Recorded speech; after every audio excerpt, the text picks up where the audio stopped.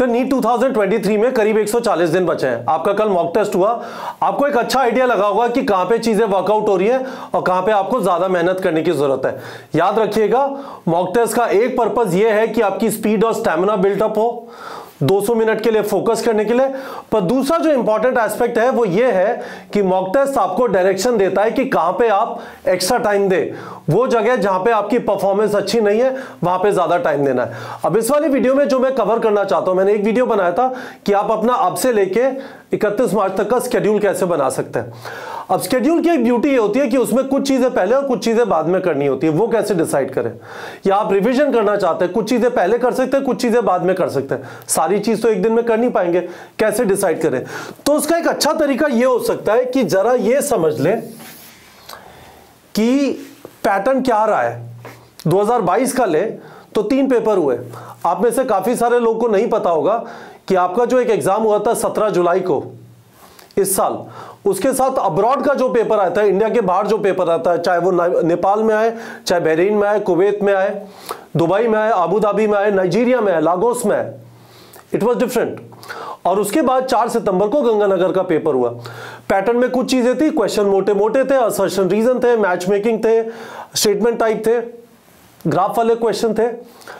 पर एक चीज जरूर है कि उसे देख के ये जरूर समझ में आता है कि कौन से चैप्टर्स पे ज्यादा वेटेज आ रहा है। मैं आपको वो वाली चीज समझाना चाहता हूं। इस बात को ध्यान रख ले कि जब इस वीडियो में मैं आपको कुछ चीजें बता रहा हूं अगले 2-3 मिनट के अंदर, पर्पस ये नहीं है कि मैं बच्चा ये वाला सवाल आएगा, नहीं। पर्पस ये है कि हम यहां पे इस चैनल पे सिर्फ नीट की बात करते हैं। नाम ही neetprep.com है, चैनल भी नीट प्रेप है। तो यहां पे हम काफी सारा डेटा प्रोसेस करते हैं, चाहे वो कॉलेज काउंसलिंग का डेटा हो, चाहे एग्जाम में क्या हुआ। आप देखेंगे 98 से 2022 तक के सारे पेपर हमने neetprep.com पे डाल दिए। उसमें यह भी टैगिंग कर दिया कौन से क्वेश्चन एनसीईआरटी से, कौन से नहीं है।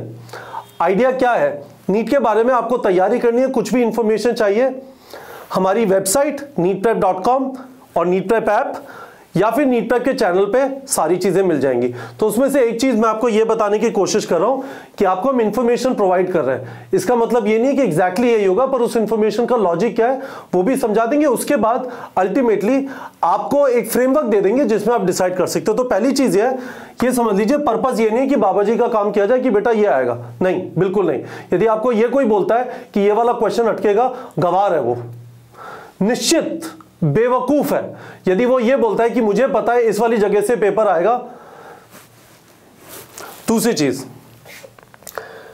प्रायोरिटाइज करने की इसलिए जरूरत होती है, तो आइडिया यह है कि प्रेडिक्ट करने की जगह आप प्रायोरिटाइज कर पाए। टाइम लिमिटेड है और कुछ लोगों ने लेट स्टार्ट किया, तो क्या चीज पहले करें, क्या चीज बाद में कर सकते हैं। करना सब कुछ एग्जाम से पहले ही है, पर क्या चीज पहले करें, क्या चीज बाद में कर सकते हैं, इसका आंसर देने की कोशिश करेंगे। अब देखिए प्रायोरिटी कैसे डिसाइड करेंगे, ऐसे सोचिए, फिजिक्स के अंदर 28 है चैप्टर, केमिस्ट्री में 30 और 38 बायो में।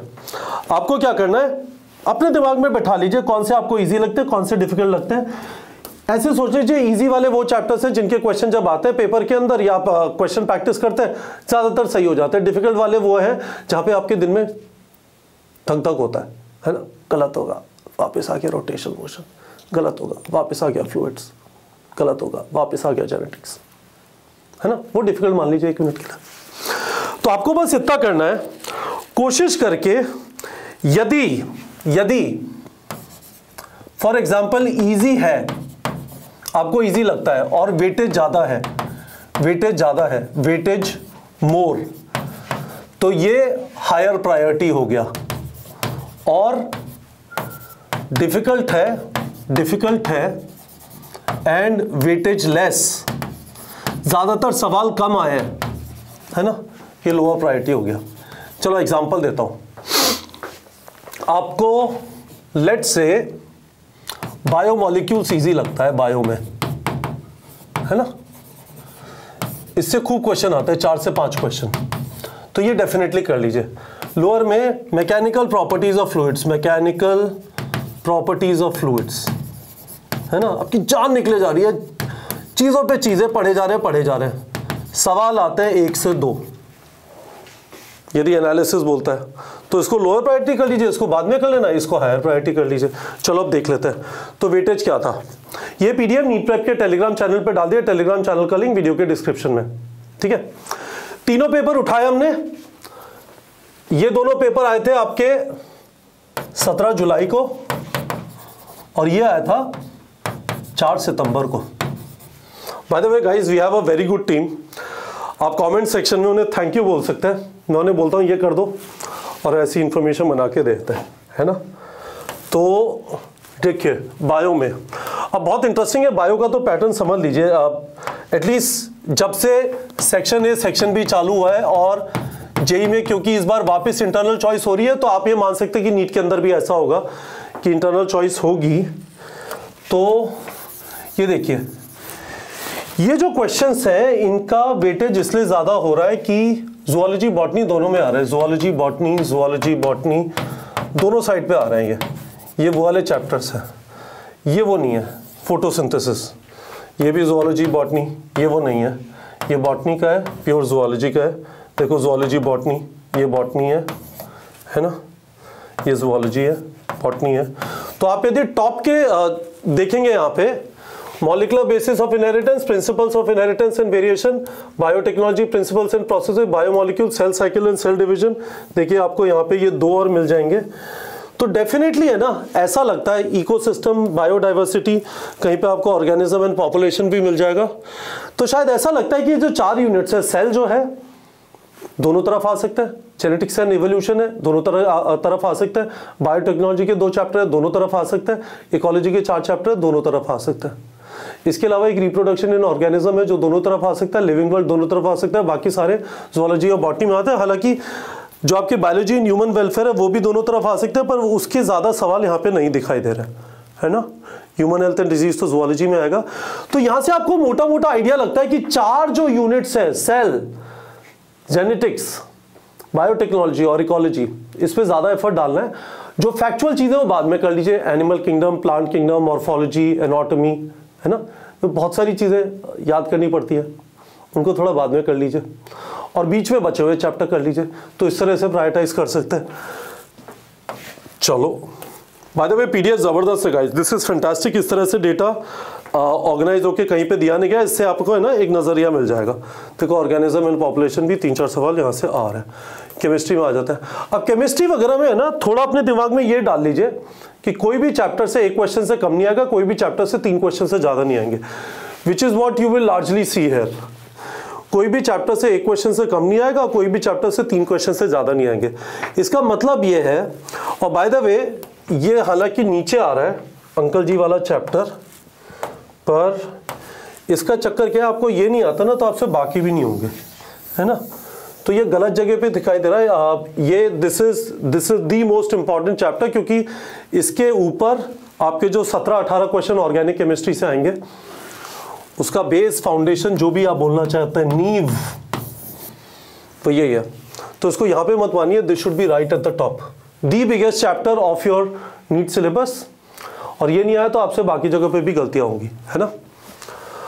पर सोचने की बात यह है कि इसको देख के ये समझ में आता है कि फॉर एग्जाम्पल आपको कोऑर्डिनेशन कंपाउंड नहीं समझ में आ रहा, 2 सवाल आ रहे हैं ना, बाद में कर लेना। ये नहीं होना चाहिए कि यार नहीं आ रहा कोऑर्डिनेशन कंपाउंड, 2 हफ्ते खराब हो गए और कुछ पढ़ाई नहीं केमिस्ट्री में और है ना दर्द में जी रहे हैं। भाई कोई बात नहीं, मतलब मैं कह रहा हूं फिजिक्स और केमिस्ट्री, बायो का तो मैंने आपको लॉजिक बताया, वो 4 यूनिट जो बताई, जो बायोलॉजी दोनों तरफ आ सकते हैं, बॉटनी, ज़ूलॉजी, उनको पहले कर लो। बिल्कुल लास्ट में वो वाले चैप्टर्स करो, animal kingdom, plant kingdom, biological classification, आपका morphology in flowering plants, anatomy in flowering plants, और भी कुछ फैक्चुअल चीजें वो बिल्कुल एंड की तरफ रख लो, बाकी चैप्टर बीच में कर लो। अब से लेकर 31 मार्च तक रिवीजन का यदि आपको क्राइटेरिया, या आपने पढ़ाई चालू नहीं की, आप काउंसलिंग में बिजी थे, आपके रीजनेबल नंबर आए, आप बचे हुए टाइम में चीजें करनी है, प्रायोरिटाइज करना है, शेड्यूल बनाना है, शेड्यूल वाला वीडियो के डिस्क्रिप्शन में, तो वैसे कर सकते हैं। फिजिक्स और केमिस्ट्री का लॉजिक ये होना चाहिए, जो चीज आपको ईजी लगती है पहले तो उसको समेटते जाओ, और डिफिकल्ट चीजें थोड़ी बात के लिए छोड़ दो। फॉर एग्जाम्पल आप कोऑर्डिनेशन कंपाउंड में देखिए, केमिकल बॉन्डिंग तो बेस है, है ना। पर ऐसा नहीं है ना कोऑर्डिनेशन कंपाउंड कहीं और यूज होने वाला है। आप केमिकल बॉन्डिंग नहीं पढ़ रहे, आपको पीरियोडिक टेबल नहीं आती, आपको सम बेसिक कॉन्सेप्ट्स नहीं आते, तो कॉन्सेप्ट्स ऑफ केमिस्ट्री नहीं आते, organic chemistry some basic principles and technique नहीं आता, तो दुखी हो गया आप। पर सॉलिड स्टेट है, कोऑर्डिनेशन कंपाउंड्स है ना, एंड में है यार, फर्क नहीं पड़ रहा इतना, मतलब नहीं मारे जाओगे आप, बाद में कर लेना, है ना। प्रॉब्लम हो रही है इलेक्ट्रोकेमिस्ट्री में, चलो बाद में कर लेना, ऐसा कुछ परेशान मत हो। डिसाइड करो आज किस चीज से जंग करनी है और कौन सी चीज वेट कर सकती है, that is perfectly okay, right. Similarly physics में भी देखो, ऐसे सोचो हर एक चैप्टर से एक क्वेश्चन मिनिमम और मैक्सिमम 3 क्वेश्चन आएंगे। तो आपको चलो एक और चीज बता देता हूं, ध्यान रखना इस चीज का, इसके ऊपर एक अलग वीडियो भी बना दूंगा। लेट्स से आपका टारगेट है कम से कम 620 आ जाए आउट ऑफ 720, इसका मतलब 100 रॉन्ग, 100 गलत हो गए। 100 रॉन्ग नहीं लिखता, नहीं तो आप परेशान हो जाओगे। 100 कटे, इसका मतलब कितने, 24 क्वेश्चंस रॉन्ग। 24 इंटू 5, 24 नहीं 20 कर देते हैं, 20 क्वेश्चंस रॉन्ग, है ना। 20 क्वेश्चन रॉन्ग करोगे तो भी आपको गवर्नमेंट कॉलेज मिल जाएगा।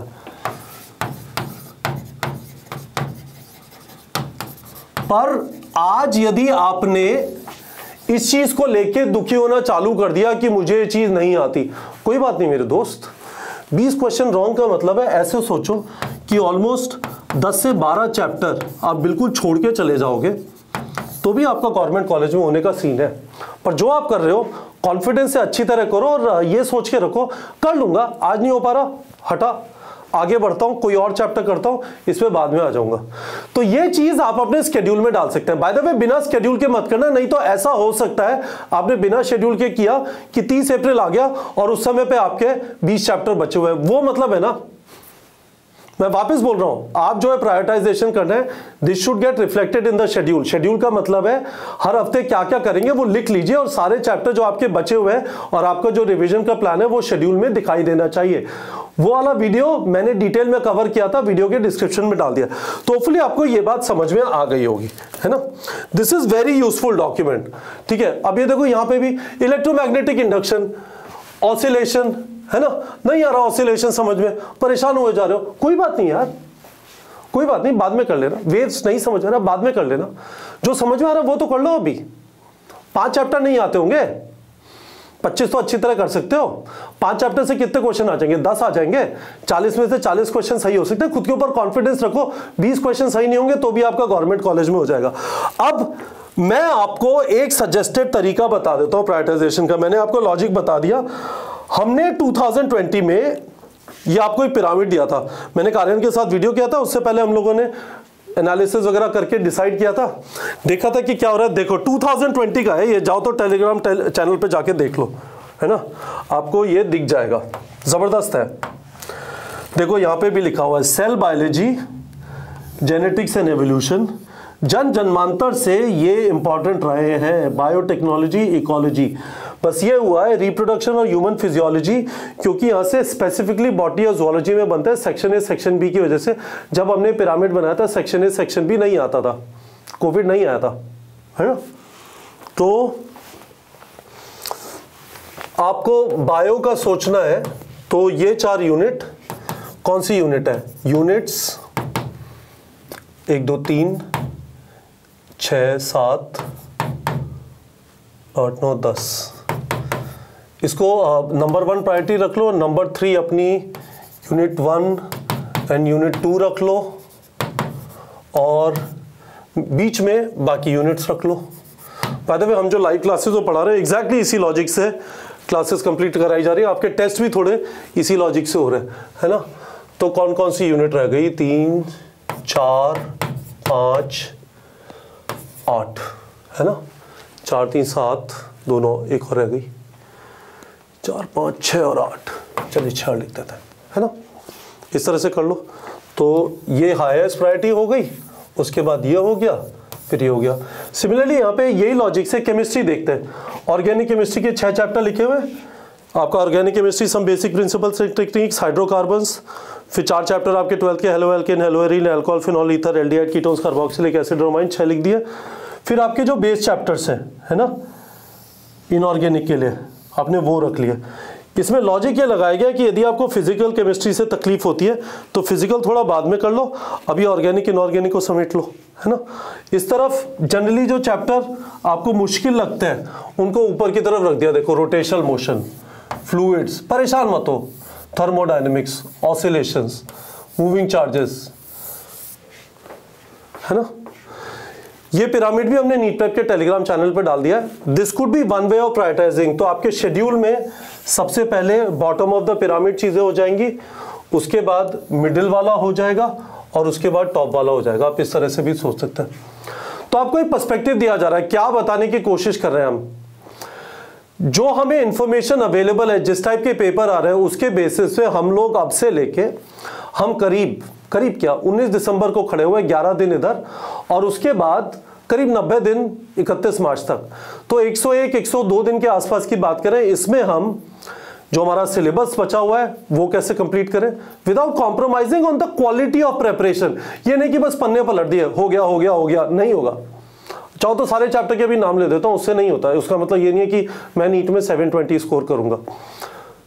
आइडिया बस ये है कि आप प्रायोरिटाइज कर ले, कुछ चैप्टर पहले, फिर कुछ बाद में, और कुछ बिल्कुल एंड में, और उसके बाद लास्ट मंथ को थोड़ा रिवीजन, एक फाइनल रिवीजन कंटिन्यूअसली चलेगा मॉक टेस्ट के लिए, फाइनल उसके लिए छोड़ दे। तो होपफुली गाइस आप लोगों को बताइए वीडियो के कमेंट सेक्शन में क्या आपको समझ में आया। पीडीएफ चैप्टर वाइज वेटेज का 3 टेस्ट से जो 2022 में हुए थे, वापस बोल रहा हूं 17 जुलाई को 2 पेपर हुए थे, और 4 सितंबर को जो गंगानगर वाले स्टूडेंट्स और उसके साथ 5-6 टाउन्स में हुआ था, उसका एनालिसिस हमने नीट प्रेप के टेलीग्राम चैनल पे डाल दिया।